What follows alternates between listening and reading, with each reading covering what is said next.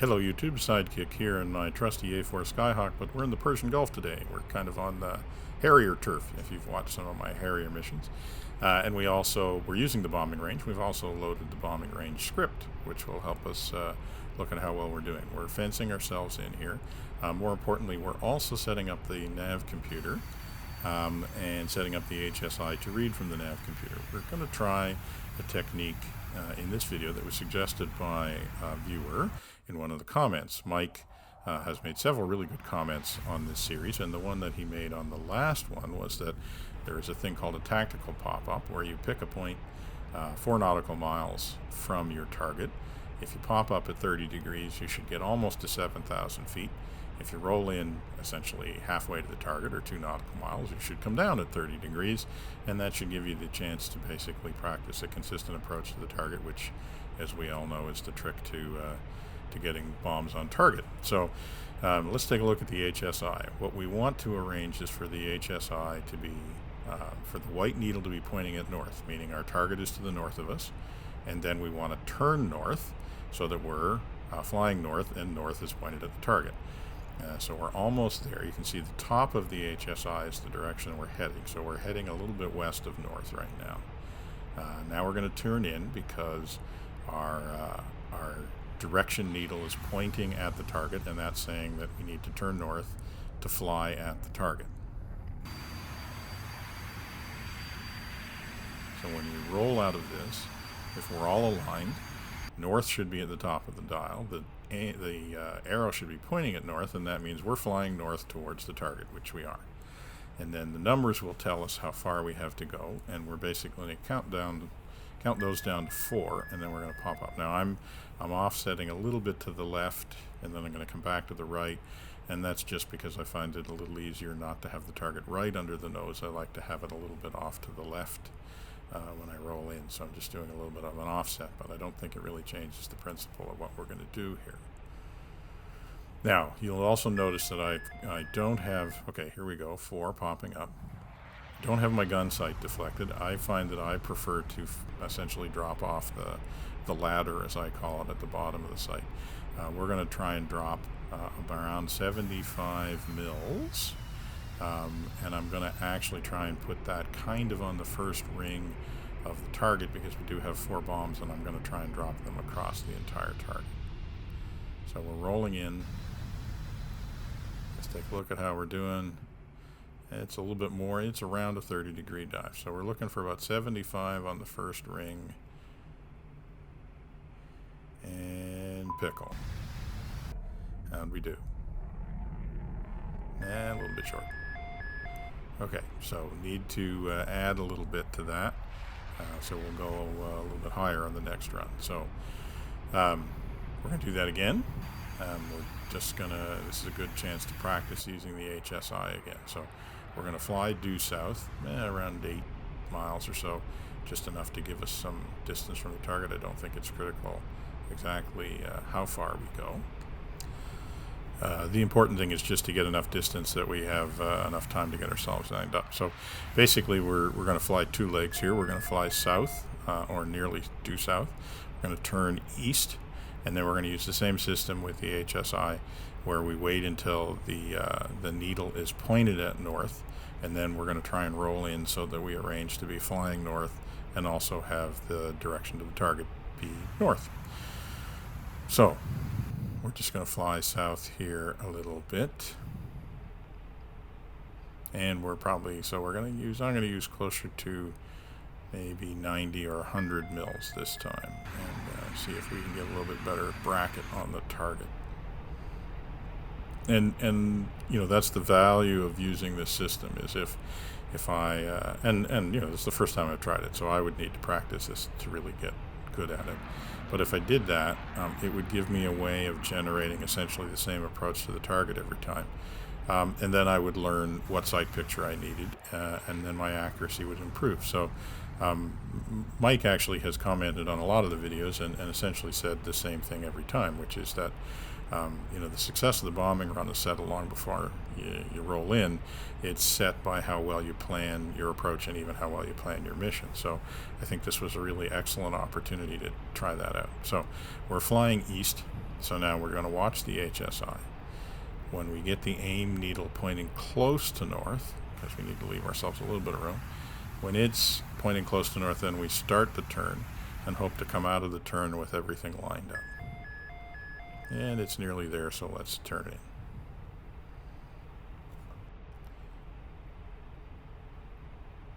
in. Okay, we're coming around.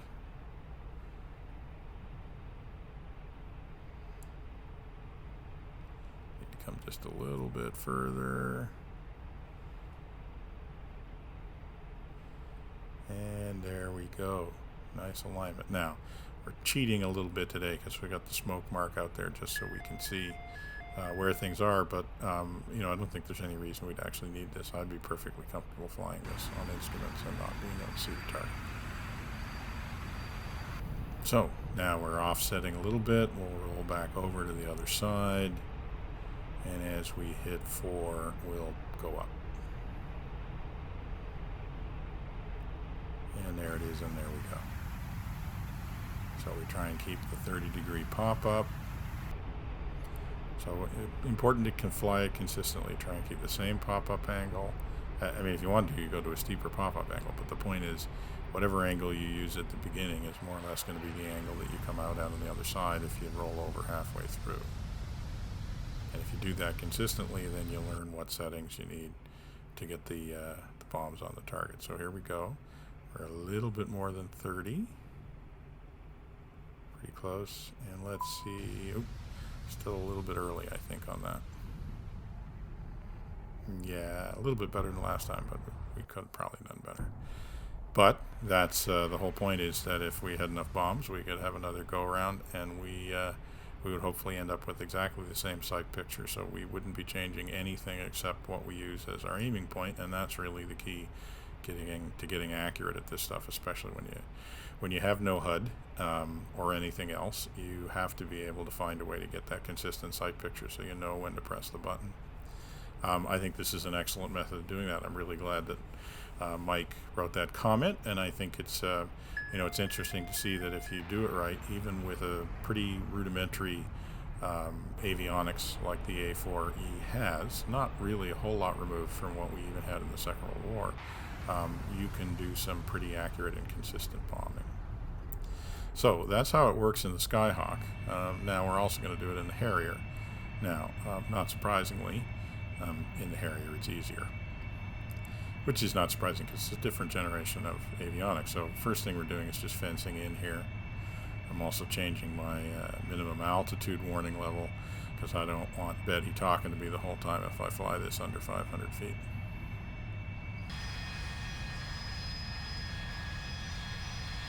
Okay, now that we're fenced in,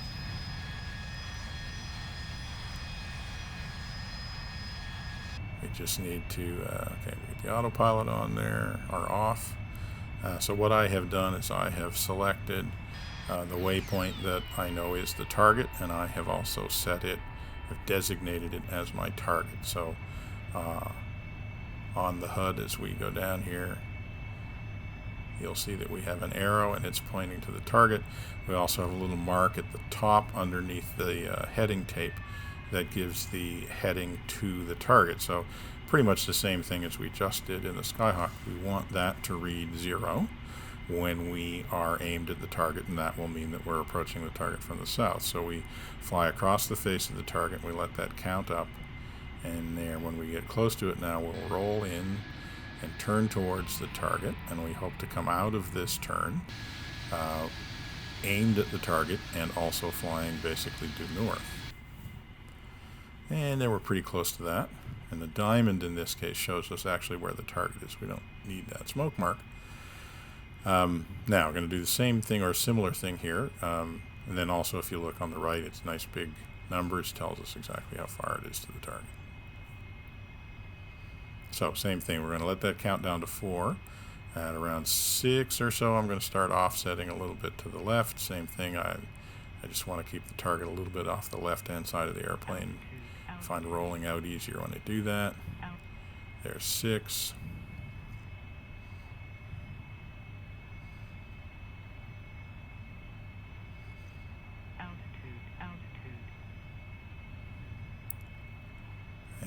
5 and 4 right there. And up we go.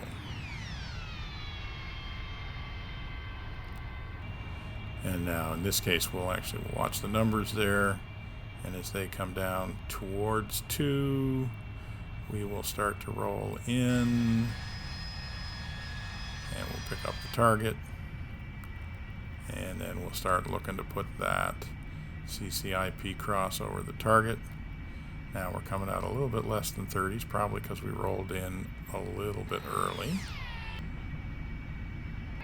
And there we go. And right across the middle.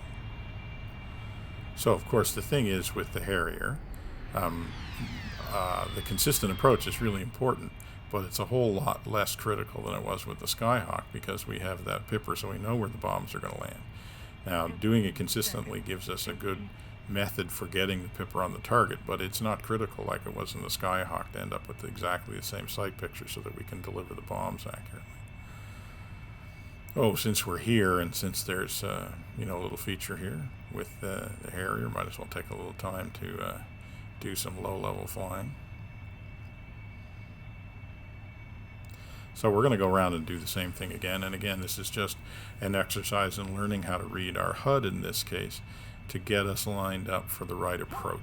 So once we get out of the little valleys here and back out over the water, once our feet are wet, as the saying goes, we'll go out to about 8 nautical miles. We'll turn left, more or less due east, and we'll wait for the bearing to the target to come up to north, and then we'll turn in.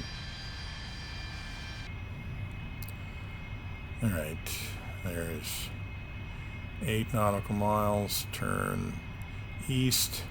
So we start looking at the heading tape, and the target is bearing about 45 degrees. We're going to wait until it's bearing close to 0, and then we're going to roll in on it. So we'll roll out here when we're going somewhere close to east. Again, does not necessarily be really accurate with this part of the approach. It's more important when we get actually headed at the target. All right, so now we'll just wait until that bearing comes down to somewhere close to north, maybe 4 or 5 degrees. And then we'll be ready to turn in towards the target.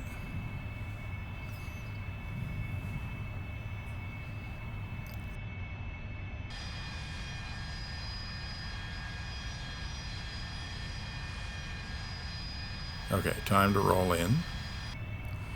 And once again, we want to roll out with the nose on the target and the nose also on due north. And we're pretty close to that. We're off by a degree or two. So same thing, we'll offset a little bit to the left here. Keep the target on the left-hand side of the HUD. Count it down to 4.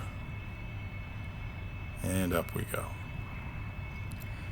And we'll hold that at 30 degrees.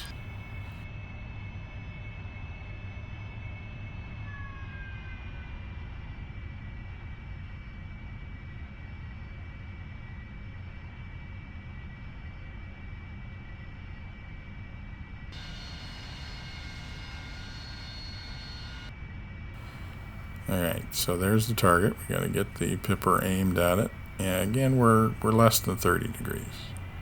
More like 20 on this one, actually. And there it is, and bomb's gone. And once again, right across the middle of the target. So you can see that that tactical pop method is very effective. Thanks, Mike, for suggesting it. I was really glad to get a chance to practice it. I need to practice it a whole lot more before I get what I would consider good at it. But especially with the Skyhawk, I think it's really important. If you need to fly in an environment where you can't approach the target at any altitude, it's a great way to make sure you have a consistent approach, and so you're getting consistent results. But it works with the Harrier just as well. So, once again, if you're enjoying these kinds of tips and tricks videos, please subscribe to the channel. It's the way that I can keep them coming when people watch them. So hopefully you get a chance to try some of these ideas yourself. Keep those comments coming. For now, this is Sidekick, signing off.